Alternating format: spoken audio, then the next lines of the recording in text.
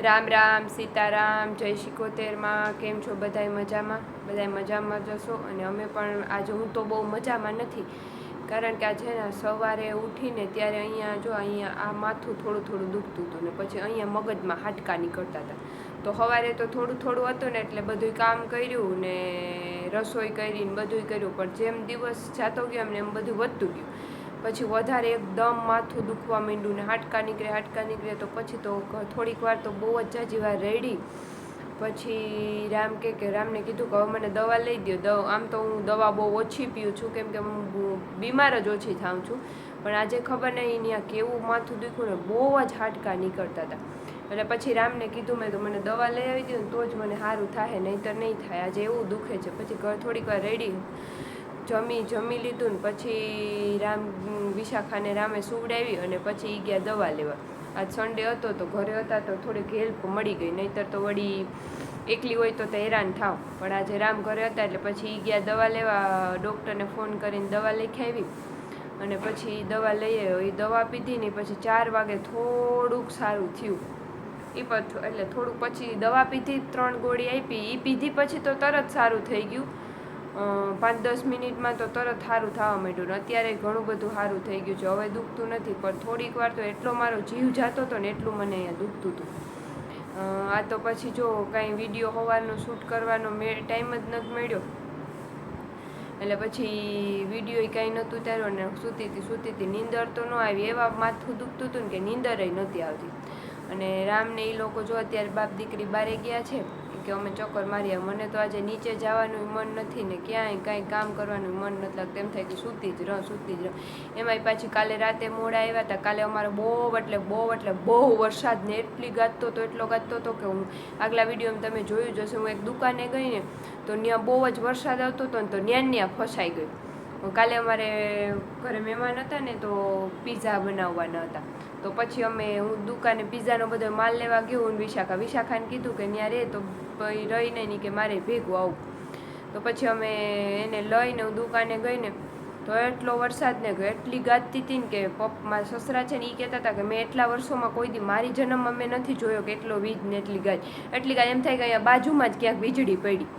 તો એવો ગાજતો હતો. પછી અમે તો દુકાને થોડીક વાર મમ્મી દીકરી ઊભી ગયું અને પછી ધીમે ધીમે તોય વરસાદ તો બંધ જ નહોતો થતો. પછી વિશુને કીધું હવે આમ બેઠા રહેવું તો ક્યારે વરસાદ ને ક્યારે રસોઈ થાય.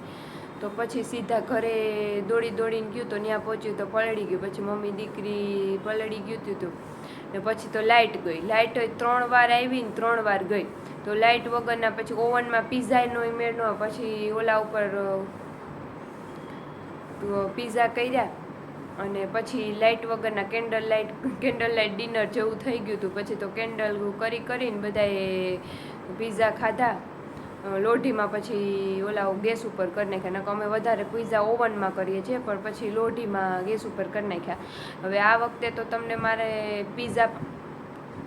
લાઈવ પીઝા ન બતાવી શકી, કેમ કે લાઇટ નહોતી ને એટલું બધું અંધારું હતું તો કાંઈ મેળ નહોતો વિડીયો ઉતારવાનો. અને મોબાઈલમાં ચાર્જિંગ બચાવવાનું હતું કે વળી લાઇટ નહીં આવે તો.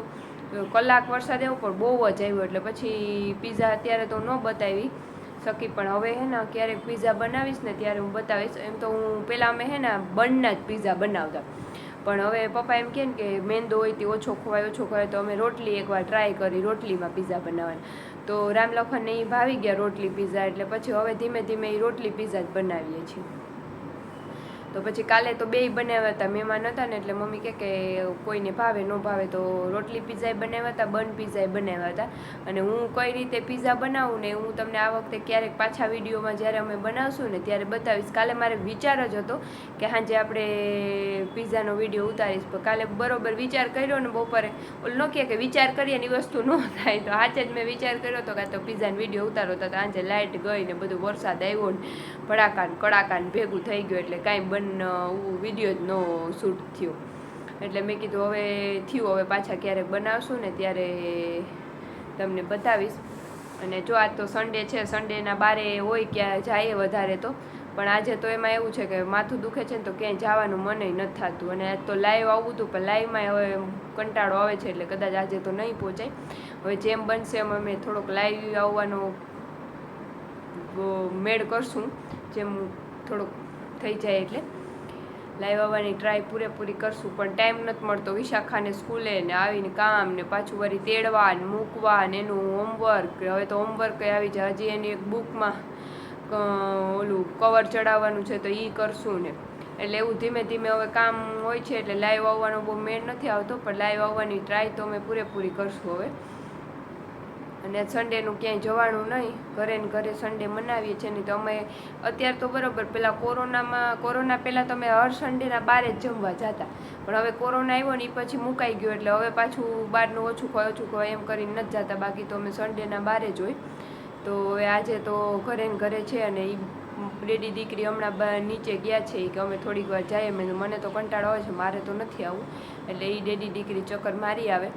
અને બસ જોઈએ આજનો આખો દિવસ તો આવું જ ચાલ્યું છે, કાંઈ વિડીયો શૂટ નથી થયો. જે આખો દિન રૂટીન હતું ને એ મેં તમને અત્યારે મોબાઈલમાં કહી દીધું છે કે આમને આમ રૂટીન હતું. તો ચાલો હવે પછી આગળ વિડીયોમાં મળીએ. જો આજ વિશુ હે ને એના ડેડી માટે કંઈ ગિફ્ટ લઈ આવી, તો એ આપે છે આજ ફાધર્સ ડે ને દિવસે.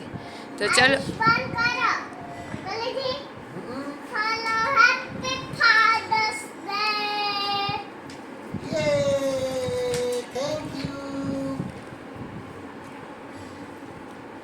અરે વાહ, શું આપ્યું તે ડેડીને ગિફ્ટમાં?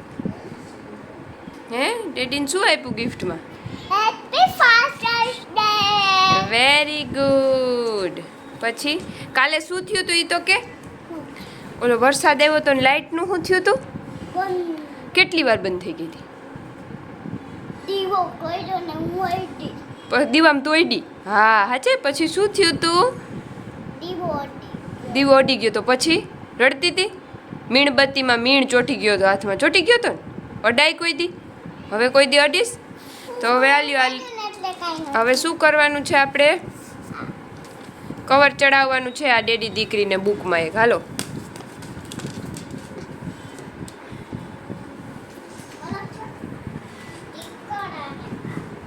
જો અહીંયા હે ને એક બુક રહી ગઈ હતી ને, તો એમાં કવર ચડાવી દઈએ. અત્યારે આ સન્ડે હે નવરા બેઠા ને રામ, તો ચડાવી દઈએ. કાં વિશું? હા મેડમે કીધું કેમ ચડાવી ન આવ્યા કવર?